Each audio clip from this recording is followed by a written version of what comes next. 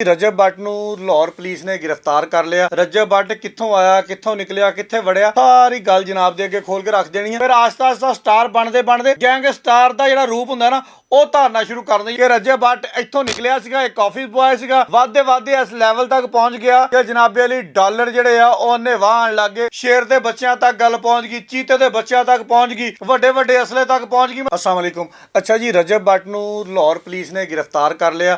रजब भट्ट कित्थों आया, कित्थों निकलिया, कित्थे वड़िया, मैं सारी गल जनाब दे अगे खोल के रख देनी है। पिछले थोड़े दिनों दे विच फेसबुक, यूट्यूब, टिकटॉक हर पासे जनाबे अली पैसे पक्खियां च मार रहे आ, कापियां कंधां च मार रहे आ, डॉलर 5000 ਦੇ ਨੋਟ, 1000 ਦੇ ਨੋਟ, 10000 ਦੇ ਨੋਟ ਤਾਂ ਹੁੰਦੇ ਨਹੀਂ, ਖੈਰ ਲੇਕਿਨ ਉਹ ਵੀ ਸੁੱਟਦੇ ਰਹੇ ਆ, ਪਤਾ ਨਹੀਂ ਜਾਲੀ ਸੀ ਅਸਲੀ ਸੀ। ਖੈਰ ਇਹ ਸਾਰੀ ਸੂਰਤ ਹਾਲ ਨੂੰ ਦੇਖਦੇ ਹੋਏ ਕਾਫੀ ਤਨਕੀਦ ਦਾ ਨਿਸ਼ਾਨਾ ਬਣਾਇਆ ਜਾ ਰਿਹਾ ਸੀਗਾ ਰਜਬ ਭੱਟ ਤੇ ਉਹਦੀ ਫੈਮਿਲੀ ਨੂੰ। ਫਿਰ ਜਨਾਬੇ ਅਲੀ YouTube ਨੇ ਜਦੋਂ ਇੱਕ ਰੇਟਿੰਗ ਸ਼ੇਟਿੰਗ ਹੁੰਦੀ ਉਹ ਕੱਢੀ ਤੇ ਇਹ ਫੈਮਿਲੀ ਜਨਾਬੇ ਅਲੀ ਪਹਿਲੇ ਨੰਬਰ ਤੇ ਆ ਗਈ। ਇਹਨਾਂ ਨੇ ਕਿਹਾ ਨਾਲ ਹੀ ਵਿਆਹ ਧਰ ਦਿਓ। ਵਿਆਹ ਤੇ ਜਨਾਬੇ ਅਲੀ ਸਾਰੇ ਟਿਕਟੋਕਰ, ਯੂਟਿਊਬਰ ਤੇ ਪਤਾ ਨਹੀਂ ਕਿਹੜੇ ਕਿਹੜੇ ਸਾਰੇ ਇਕੱਠੇ ਕਰ ਲਏ। ਇਹ ਇਕੱਠੇ ਕਰਕੇ ਜਨਾਬੇ ਅਲੀ ਪੈਸੇ ਦੀ ਬੇਤੌਕੀਰੀ ਕੀਤੀ ਗਈ। ਹੁਣ ਆਪਾਂ ਆਨੇ ਆ ਕਿ ਰਜਬ ਭੱਟ ਕੌਣ ਸੀਗਾ, कित्थों आया, सोशल मीडिया ते किद्दां स्टार बनिया। फिर आस्ता आस्ता स्टार बनते बनते गैंगस्टार दा जिहड़ा रूप हुंदा ना ਉਹ ਧਾਰਨਾ ਸ਼ੁਰੂ ਕਰ ਦਿੰਦੇ, यानी कि बदमाशी ਦੇ ਵਿੱਚ ਲੱਤ ਪੈਰ ਹੱਥਾਂ ਮਾਰਨੇ ਸ਼ੁਰੂ ਕਰ ਦਿੰਦੇ ਆ। ਬੇਸਿਕਲੀ ਇੱਕ ਪ੍ਰਾਈਵੇਟ ਸਕੂਲ ਦੇ ਵਿੱਚ ਆਫਿਸ ਬॉय यानी कि ਚਾਹ ਬਣਾਉਣ ਵਾਲਾ ਮੁੰਡਾ ਸੀਗਾ। ਉੱਥੇ ਚਾਵਾਂ ਚੂਆਂ ਬਣਾਉਂਦਾ ਸੀਗਾ। ਚਾਵਾਂ ਬਣਾਉਂਦਾ ਬਣਾਉਂਦਾ ਜਨਾਬੇ ਅਲੀ ਜਿਹੜੀ ਆਨਲਾਈਨ ਵੀਡੀਓ ਕਾਲਾਂ ਤੇ यानी कि ਇੱਕ ਦੂਜੇ ਨੂੰ ਨੰਗਾ ਹੋ ਕੇ ਦਿਖਾਉਂਦੇ, ਆਨਲਾਈਨ ਆਸਾਂ ਹੁੰਦੀਆਂ, ਪਤਾ ਨਹੀਂ ਖੈਰ ਕੀ ਹੁੰਦਾ। ਉੱਥੇ ਜਨਾਬੇ ਅਲੀ 5000 ਦੀ ਇੱਕ ਵੀਡੀਓ ਕਾਲ ਜਿਹੜੀ ਸੀਗੀ ਉਹ ਕਰਨ ਲੱਗ ਗਿਆ।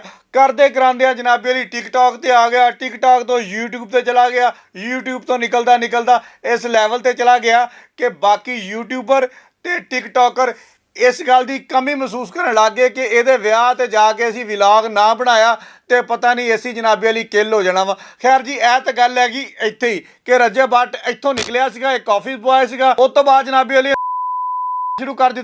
फिर उन्हें एक मजहब के नाम के उपर चैनल बना लिया।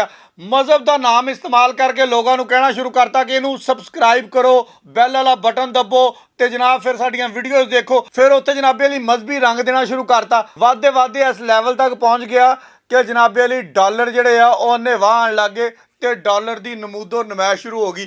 ਫਿਰ ਕਰਦਿਆਂ ਕਰਾਂਦਿਆਂ ਜਨਾਬੇ ਅਲੀ ਸ਼ੇਰ ਦੇ ਬੱਚਿਆਂ ਤੱਕ ਗੱਲ ਪਹੁੰਚ ਗਈ, ਚੀਤੇ ਦੇ ਬੱਚਿਆਂ ਤੱਕ ਪਹੁੰਚ ਗਈ, ਵੱਡੇ ਵੱਡੇ ਅਸਲੇ ਤੱਕ ਪਹੁੰਚ ਗਈ। ਮਤਲਬ ਹਰ ਜਗ੍ਹਾ ਤੇ ਗੱਲ ਜਿਹੜੀ ਸੀ ਨਾ ਫਿਰ ਉਹ ਫੈਲਣਾ ਸ਼ੁਰੂ ਹੋ ਗਈ। ਜਦੋਂ ਵਿਆਹ ਦੇ ਉੱਪਰ ਗਿਫਟ ਦੇਣੇ ਸ਼ੁਰੂ ਹੋਏ ਤੇ ਲੋਕਾਂ ਨੇ ਜਨਾਬੇ ਅਲੀ ਸ਼ੇਰ ਦੇ ਬੱਚੇ ਦੇ, ਕੁੱਤੇ ਦੇ ਬੱਚੇ, ਬਿੱਲੀ ਦੇ ਬੱਚੇ, ਹਰ ਸ਼ੈ ਜਿਹੜੀ ਸੀ ਨਾ ਉਹ ਜਨਾਬੇ ਅਲੀ ਗਿਫਟ ਦੇ ਦੇਣੀ ਸ਼ੁਰੂ ਕਰਤੀ। ਤੇ ਫਿਰ ਮਹਿਕਮਾ ਵਾਈਲਡ ਲਾਈਫ ਵਾਲੇ ਵੀ ਧਿਆਨ ਲਾ ਕੇ ਬੈਠੇ ਹੋਏ ਸੀਗੇ ਕਿ ਇੱਥੇ ਹੋਣ ਕੀ ਡਿਆ ਵਾ। ਜਦੋਂ ਸ਼ੇਰ ਦਾ ਬੱਚਾ ਸੋਸ਼ਲ ਮੀਡੀਆ ਤੇ ਆਇਆ ਤੇ ਵਾਈਲਡ ਲਾਈਫ ਨੇ ਚੌਂਕ ਪੁਲਿਸ ਦੇ ਨਾਲ ਘਰ ਦੇ ਉੱਪਰ ਰੇਡ ਕੀਤਾ। ਸ਼ੇਰ ਦਾ ਬੱਚਾ ਵੀ ਬਰਾਮਦ ਹੋ ਗਿਆ ਤੇ ਨਾਲ ਜਨਾਬੇ ਅਲੀ ਕੋਈ ਵੱਡੀਆਂ ਵੱਡੀਆਂ ਜਿਹੜੀਆਂ ਹੁੰਦੀਆਂ ਅਸਲਾ ਜਿਹੜਾ ਉਹ ਵੀ ਬਰਾਮਦ ਹੋ ਗਿਆ। ਹੁਣ ਜਨਾਬੇ ਅਲੀ ਰਜਬ ਅਲੀ ਭੱਟ ਸਾਹਿਬ ਜਿਹੜੇ ਨੇ ਚੌਂਕ ਪੁਲਿਸ ਦੀ ਹਿਰਾਸਤ ਦੇ ਵਿੱਚ ਆ, ਉਹਦੇ ਉੱਪਰ ਮੁਕੱਦਮਾ ਜਿਹੜਾ ਉਹ ਵੀ ਦਰਜ ਕਰ ਲਿਆ ਗਿਆ ਵਾ।